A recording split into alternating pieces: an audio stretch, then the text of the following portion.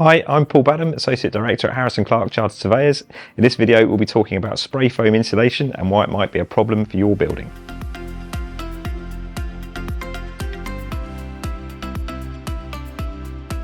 Spray foam insulation is a polyurethane foam insulation which is applied by a spray gun, most commonly to the underside of roof coverings between and under the timber rafters in a well-meaning bid to improve the thermal efficiency and reduce energy costs. It can be installed relatively quickly, making it easier to insulate large or more complex roofs. The insulation may be of a low density open cell type or a more rigid closed cell type. However, installing spray foam insulation could have serious consequences for your property in future. It is common to find that when building owners look to sell the property or raise finance against it, such as a mortgage or equity release scheme, a surveyor will inspect the roof space and notify the lender or potential purchaser about the presence of spray foam insulation. The presence of spray foam could ultimately affect the surveyor's opinion of value, and they will have to conform to the instructions and policy requirements of their lender clients. This could result in the lender refusing finance or requesting further specialist investigations at an additional cost. Ultimately, this is highly likely to affect the future saleability of your property. Well, this is because of several reasons. The spray foam usually conceals most of the structural timbers which form the roof frame. It may therefore conceal pre-existing structural problems or decay.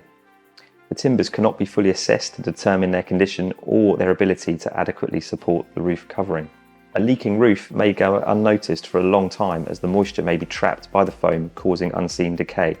In the worst cases, spray foam insulation has been applied directly to the underside of slates and roof tiles which were already in poor condition, and significant deterioration has occurred.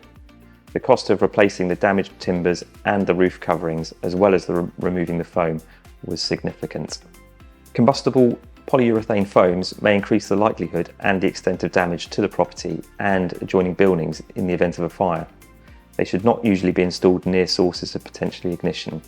Modifying the insulation and ventilation of the roof space is a significant change from the way that it was originally designed to perform, and this may result in unanticipated consequences, particularly from condensation. We have found that many installations have been inappropriately installed, or that they have not been undertaken in accordance with the manufacturer's recommendations or the approved British Board of Agreement certification.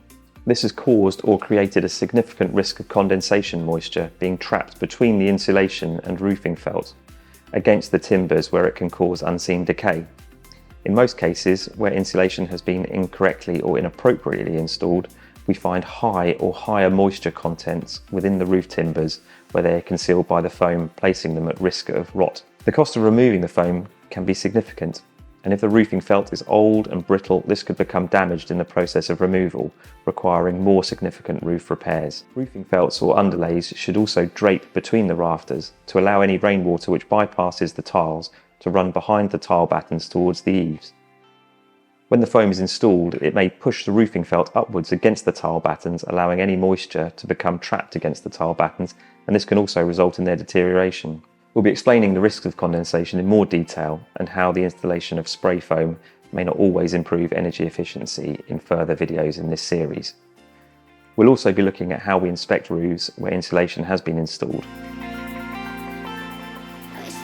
If you are concerned about spray foam insulation installed in your property and the risk of damage or potential future problems, we recommend that you speak to a qualified building surveyor who can provide you with the advice and, if necessary, make further inspection. At Harrison Clarke, we have a team of qualified building surveyors who can help.